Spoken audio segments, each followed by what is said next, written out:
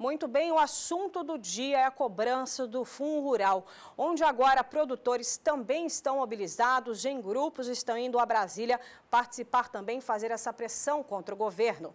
E sobre esse assunto nós vamos conversar com João Pedro Cutidias, analista de agronegócio aqui do Canal do Boi, para a gente saber os desdobramentos também do Fundo Rural. Bom dia, seu João Pedro, seja bem-vindo ao Bom Dia Produtor. Bom dia, Helena. E por aqui, antes da gente começar esse bate-papo, veja, a Márcia Prado, direto de Brasília, vai ter informações sobre essa audiência pública que acontece hoje no Senado. Veja só.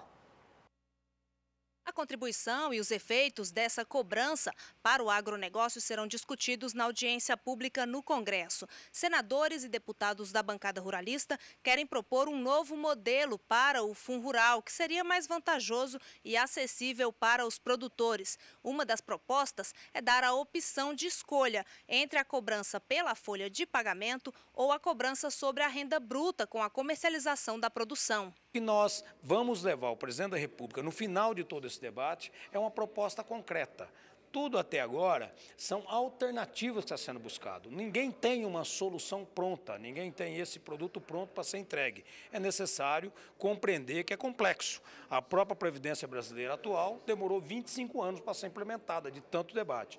Nós queremos que isso ocorra, essa proposta, antes da publicação do STF, do acórdão, né? Porém, não vai conseguir fazer isso numa semana. Nós queremos aí 10 dias, 15 dias, 20 dias, apresentar essa proposta que de fato resolva o problema do Fundo Rural, ou pagando o que está aí, ou reduzindo essa alíquota diante do cenário da reforma previdenciária. A audiência vai contar com a presença de produtores de vários estados que já começaram a chegar na capital do país. Em grupos, eles pressionam parlamentares e governo contra a cobrança do Fundo Rural. Nós viemos aqui para dizer aos nossos representantes que este imposto, que ele foi questionado há 6 anos atrás e foi considerado inconstitucional por inúmeras decisões liminar para várias entidades no Brasil, já era uma questão consolidada entre nós. De repente, o Supremo decide que nós temos que pagar uma conta somando esses 6 anos, quer dizer, o setor rural, a soja em baixa, o milho em baixa. Embora você tenha uma grande produção, você tem os custos muito elevados e o produtor não tem condições de arcar com isso. Então seria justo ter uma anistia desses 6 anos para trás e discutir o futuro. Realmente o governo nos enfiou numa situação extremamente delicada. Até porque todos sabem que foi muito mais para poder buscar caixa que houve uma certa pressão junto ao Supremo para que essa matéria fosse votada. E com isso nós temos que avaliar toda forma de projeto para que ela não tenha inconstitucionalidade e nem fira a lei de responsabilidade fiscal. Várias reuniões já foram feitas pelos parlamentares em busca de uma solução que atenda ao setor produtivo rural e o governo. Enquanto não há consenso sobre a cobrança retroativa, outras propostas vão surgindo, como a do deputado Zé Silva, que sugeriu destinar parte do valor cobrado dos produtores para a assistência técnica. 5% da cobrança do Fundo Rural venha para assistência técnica e extensão rural através da Anater e 30% das multas, que é um valor significativo. O principal fundamento, já que o produtor paga sobre a produção e ele precisa que o governo dê assistência técnica e metade só dos produtores recebem assistência técnica no Brasil hoje, então por isso que eu fiz esse projeto para destinar esse percentual que viria a garantir que a gente aumentaria mais 30% dos agricultores brasileiros que passariam a ter assistência técnica através de uma assistência pública de qualidade e gratuita. A audiência pública no Congresso, marcada para esta quarta-feira, deve contar também com a presença dos ministros da Fazenda, Henrique Meirelles, e da Casa Civil, Eliseu Padilha. Márcia Prado para o SBA. Tá certo, a gente viu as informações direto da capital federal, a gente vê que a frente parlamentar da agropecuária está bem dividida, falta entendimento. Então, o que está acontecendo nesse momento que o senhor pode analisar depois dessas informações da matéria? Primeiro, é uma demora de falar se é constitucional ou não. Faz 5 ou 6 anos que estão discutindo isso aí, o Supremo demorou muito para definir isso aí. Aí a hora que definiu falou que é constitucional, ficou um passivo de 6 anos, botaram um bode na sala, agora tem um bode que tem que tirar esse bode da sala, o que é? achar um jeito de ver o que faz com essa dívida que tem, que é muito grande. Aí tem várias opções que estão sendo colocadas, dar uma anistia de 90%, 100%, parcelar em 10 anos. É um problema sério, porque a maior parte você tem muitas empresas que recolheram ou retiveram e não recolheram, quebraram, faliram. Você tem um problema seríssimo para resolver essa parte. Segunda parte, a questão do valor. Se você é pessoa jurídica, você paga 23% sobre a tua folha de salário, mais 10% que você retém do salário do funcionário. 33% referente ao salário dele para a Previdência Social. A CNA, ela agiu de forma intempestiva e achou que era interessante cobrar sobre 2,3% da renda bruta.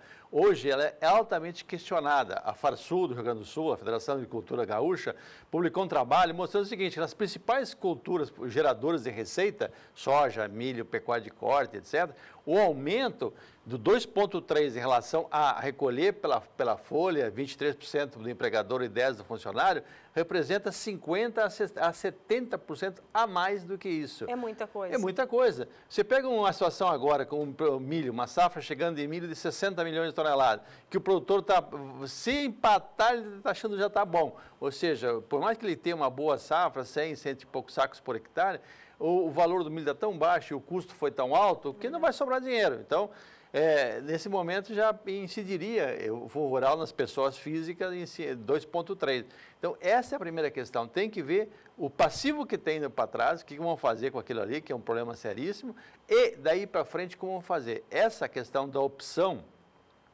parece ser mais uma questão mais justa, ou seja, se eu sou produtor de soja, de milho ou de qualquer outro produto e na minha avaliação é menos caro, não é que é mais barato, é menos caro. Menos caro você pagar sobre a folha, eu opto por fazer isso. Caso contrário, eu posso pagar sobre a renda bruta. Agora, empurrar a goela abaixo 2,3% de renda bruta é um problema sério. Isso vai gerar uma situação muito desconfortável para a CNA, Confederação Nacional da Agropecuária. Por quê? Porque tomou uma posição favorável às 2,3%. Nessa mudança na legislação trabalhista, parece que vai ser eliminada a contribuição obrigatória ao sindicato, aí a CNA vai ter que mostrar as caras, ir atrás, pedir perdão para os produtores rurais brasileiros, para os caras continuar pagando para ela. Falando nisso, eu tenho aqui também a fala do ministro Blairo Maggi durante o lançamento, a abertura da Expo Zebu, e ele falou sobre o assunto, vamos ouvir o que ele falou, seu João Pedro. Agora, o grande problema que nós temos, e é sobre isso que tem que se debruçar, foram aqueles produtores que obtiveram liminares, não recolheram, e aqueles produtores que nem liminares tinham e não recorreram. E eu digo isso não é para beneficiar aqueles que não quiseram pagar o imposto ou que discutiram o imposto.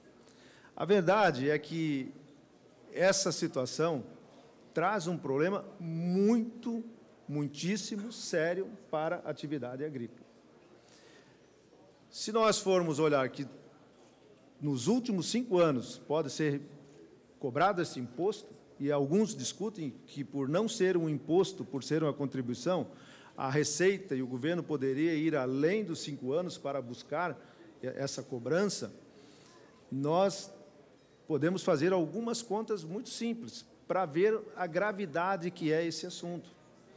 Se você não recolheu nada nos últimos 5 anos e tiver que recolher com multa de 70% ou de 100%, acumulado que você não pagou, mais juros, nós vamos estar falando, Paulo Piau, alguma coisa entre 20% e 25% do faturamento bruto de um ano de um produtor, né, João Martins, para pagamento das dívidas que ele tem com o governo, isso se for 5 anos. E retirar ele do mercado, por uma questão jurídica, é um prejuízo muito grande para o Brasil. É um prejuízo muito grande para o Brasil. Tá certo, ele reforçou o bode, então, na sala, realmente, mas ele disse uma questão até que me chamou a atenção, contribuição ao invés de imposto. O produtor está ciente dessa nomenclatura? Não, para o produtor é a mesma coisa, a paulada é a mesma. Paulada é a mesma. Tanto faça imposto com contribuição. E qual que é a diferença? A diferença do imposto é que a União reparte com os demais entes federativos, com o Estado e com o município. E contribuição ela recolhe para ela. Por isso que se criou esse monte de contribuição no Brasil, pós-88, para a União a ficar com o recurso direto para ela e ela administrar diretamente o recurso. A Previdência é seríssimo o problema. Nós estamos hoje discutindo a aprovação do relatório da Comissão da Previdência, porque você tem um rombo, mas esse rombo, você fala muito em volume que a área privada. O grande problema da Previdência é o setor público. É, exato. A média da pensão no Legislativo é R$28 mil. A média de pensão do Judiciário é R$26 mil. A média de pensão da área privada que trabalha, que gera imposto, que paga, é R$1.600. Exato, então, é um absurdo. Nós estamos discutindo coisa.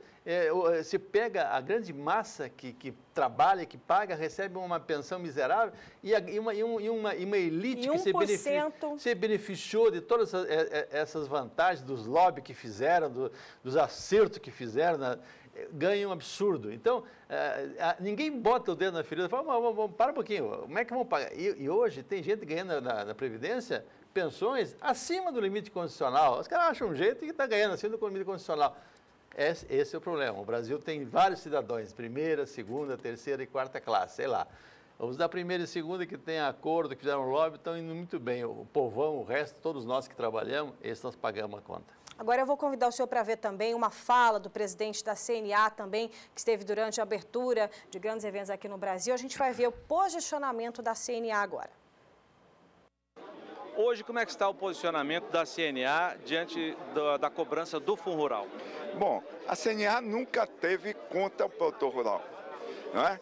O que está acontecendo hoje, ontem nós fomos chamados, a CNA foi chamada para uma reunião ontem, 10 horas da manhã, com o presidente da República. E lá tinham 12 deputados da frente, 2 senadores, 3 ministros.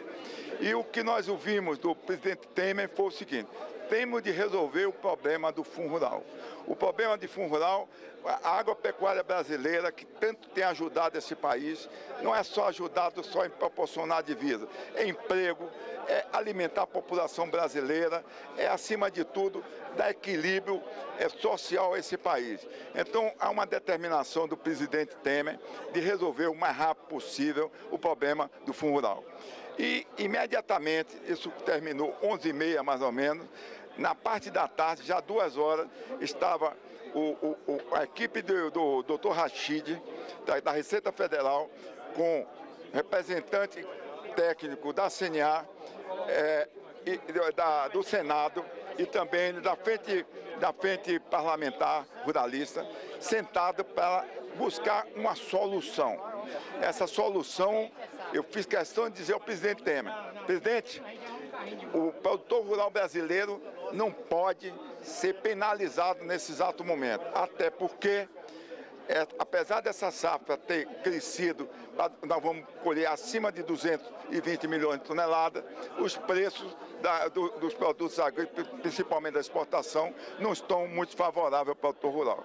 E ele disse: temos de resolver, isso foram as palavras do presidente, temos de resolver o problema do Fundo Rural, que traga tranquilidade ao produtor rural. Então a CNA sempre procurou defender o produtor rural. Existe um equívoco que a CNA foi a favor do Fundo Rural. Primeiro que o Fundo Rural foi criado há 50 anos atrás, eu não sei se vocês sabem, há 50 anos atrás. O que existe hoje não é mais Fundo Rural, né? Agora, o produtor precisa ser bem esclarecido. Algum imposto tinha de pagar. Se o Fundo Rural caísse, o produtor tinha de pagar 16 anos de INSS que deixaram de pagar.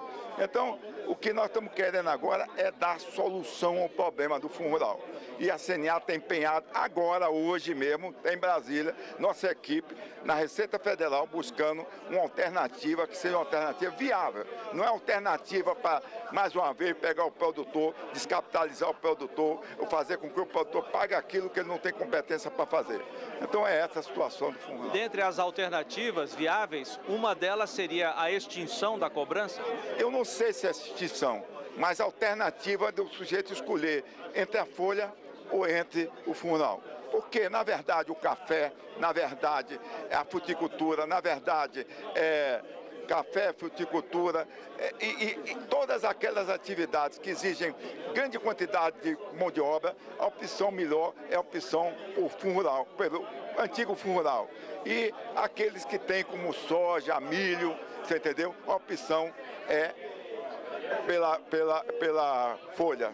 Os produtores estão programando uma manifestação no dia 3 de maio, uma quarta-feira, em Brasília. Hoje mesmo nós estávamos conversando com alguns presidentes de federações, na qual nós fizemos ver a ele que eles precisam organizar, porque o auditório do Senado só tem 300 lugares.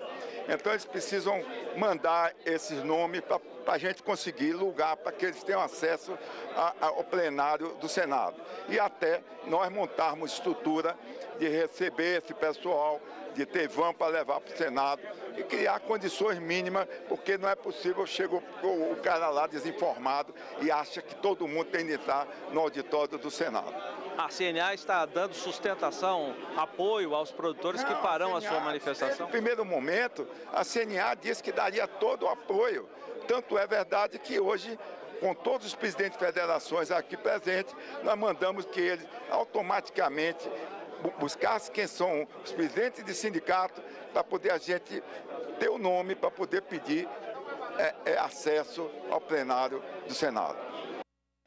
Tá aí, estamos já nos minutinhos finais, você que acompanhou todas essas informações, mas agora a gente, só para finalizar, será que agora, qual que é o seu palpite para hoje, seu João Pedro? Palpite não, eu tenho certeza. O Brasil é um país difícil de prever o futuro e mais difícil de prever o passado, porque você fez as coisas, aconteceu, tinha uma legislação, tinha liminares, o próprio Supremo tinha falado que era inconstitucional, agora trocou, botou mais um ministro lá, o ministro deu voto decisivo, mudou tudo a regra. Isso chama-se custo Brasil, essa incerteza, essa insegurança jurídica no Brasil é um absurdo. Isso é que faz, que espanta investimento, por isso que o Brasil tem 16% do PIB só em investimento, porque você não tem certeza que vai acontecer. Acontece esses absurdos, como o caso do Fundo Rural aí, que ficou 5 anos sendo discutido e agora surgiu uma conta que é impagável. O próprio ministro falou bem claro, 25% da renda. O pessoal de milho não tem renda nesse momento, não tem renda líquida, tem conta para pagar e tem um produto para vender, mas sobra muito pouco. O que vai fazer? Vai pagar 25%? Não tem, é impossível. Então, ou vai ficar um monte de gente inadimplente, vai transferir o patrimônio para outro. Ou seja, no Brasil, quem trabalha é quem paga. No Brasil, o Estado não é a solução, sempre ele é o problema. Então, nós temos agora com mais um problema, mais um bode na sala que é resolver essa questão. E corremos o risco, então, de mecanizar tudo e, com isso, o trabalhador é que vai perder. Mas esse processo de mecanização é irreversível. Você vai na cana-de-açúcar, está acontecendo tudo isso, vai no café, o café vai permanecer no processo, somente aqueles produtores que tiverem condição de mecanizar a colheita, fazer todo o processo, vai ficar o pequeno produtor quando tiver mão de obra familiar. E isso já é claro, você olha no Espírito Santo, os estados onde que você tem dificuldade por questão topográfica, que você não pode mecanizar, vai permanecer só a família trabalhando. O custo do Brasil, o custo os ônus que incidem sobre o salário, os problemas que ocorrem na contratação, as questões trabalhistas, por isso que essa reforma trabalhista é tão urgente para que aconteça. E hoje o dia, então, vai ser explosivo, né? A gente vai continuar... Daqui para frente o problema, cada dia vai ser explosivo, todos os dias serão explosivos, porque tem tantos problemas, tem tantos buracos para ser tapados, tem tantas questões para serem remendadas, que é isso aí, é fundo rural, é previdência, reforma trabalhista, nós temos que chegar na questão da reforma tributária, tem uma série de coisas que tem que acontecer. Mas a gente vai continuar conversando hoje, então, audiência pública pelo Senado, a gente vai repercutir ao longo da programação e o senhor vai voltar aqui para a gente poder falar mais um pouco sobre a decisão que deve acontecer hoje e por aqui a gente vai ficando. Muito obrigada pela entrevista, pelas informações. Daqui a pouquinho tem um bloco recheado de grandes oportunidades, são os leilões transmitidos pela rede SBA. Não saia daí, a gente volta já já.